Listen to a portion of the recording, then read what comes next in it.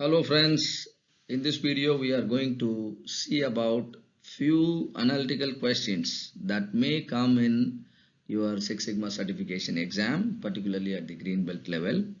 Let me take you through the questions. The first question, the mean and standard deviation of the data set 38, 48, 42, 51, 69, 58, 22, 8, 59 and 44 is. This is very simple. You type down all these numbers in an Excel sheet, then use the formula average and then use the formula standard deviation dot s. So if you use the Excel formula for average and standard deviation, you will be able to understand the average is 43.9 and standard deviation is 18.046, and so the answer is second one. What is the area contained within plus or minus 3 standard deviation of a normal curve? We all have discussed normal distribution. We know it is a bell-shaped curve. We also know that 99.73% of the area under the bell-shaped curve will lie inside the control limits, nothing but the points at 3 standard deviation away from the center.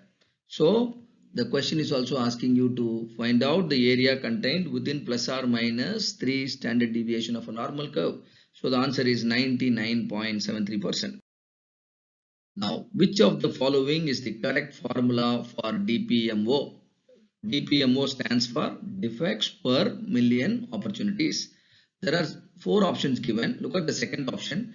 Defect per opportunity multiplied by 10 power 6. 10 power 6 is 1 million.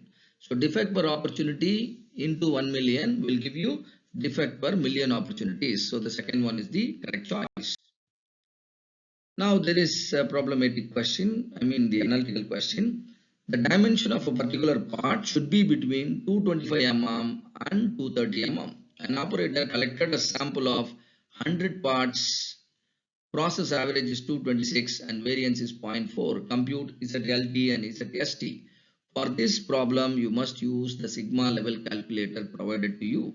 Particularly, go to the sigma level calculator sheet in that Excel file, and you will see this option where you can type down the mean value that is provided. In this problem, the mean is process average 226 and standard deviation. See here, instead of standard deviation in this problem variance is given, but we all know variance can be converted into standard deviation because standard deviation is square root of the variance. So you can type down the value, and then the part dimension should be between 225 and 230, which means the LSL is 225, USL is 230. If you type down these 4 values, the sigma level calculator will give you the DPMO, sigma level long term, sigma level short term. Look here, sigma level long term, ZLT is 1.58 and ZST is 3.08, and so option 3 is the correct answer, and this sigma level calculator has been shared with you and you can use it.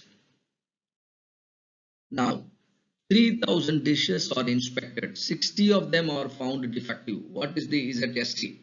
And now again in the sigma level calculator file given to you, the particular sheet for discrete data, there is one sheet which can be used for only discrete data, that will have 3 situations. Go to the third situation. Why? Because third situation is about defectives. You can also see here the word defectives. So 3000 inspected, 60 are defective.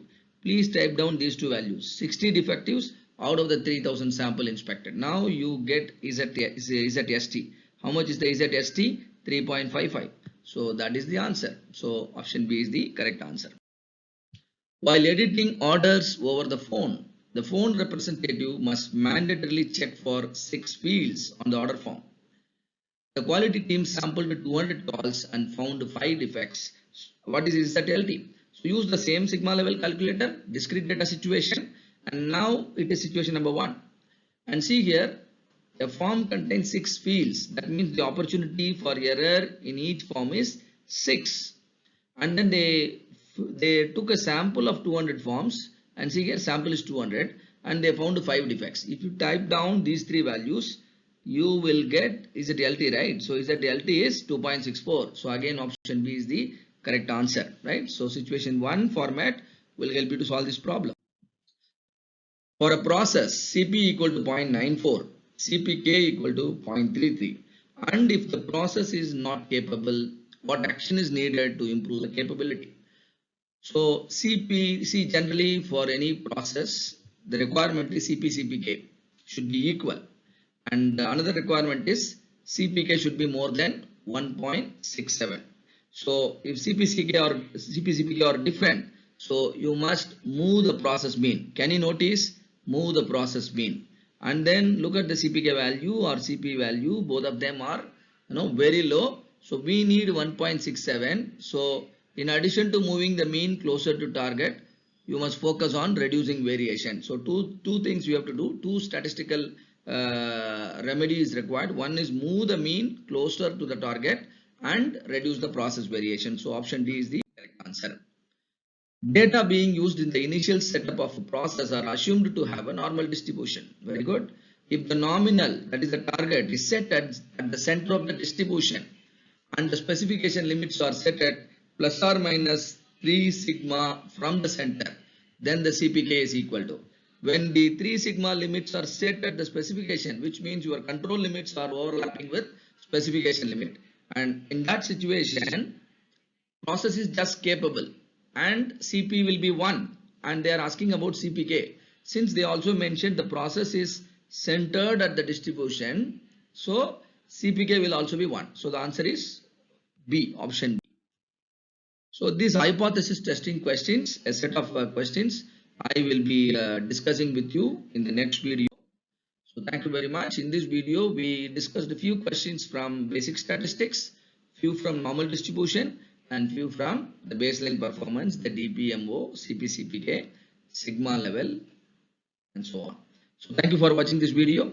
I'll share you one more video where we will discuss questions about hypothesis testing, correlation, and regression. All the very best.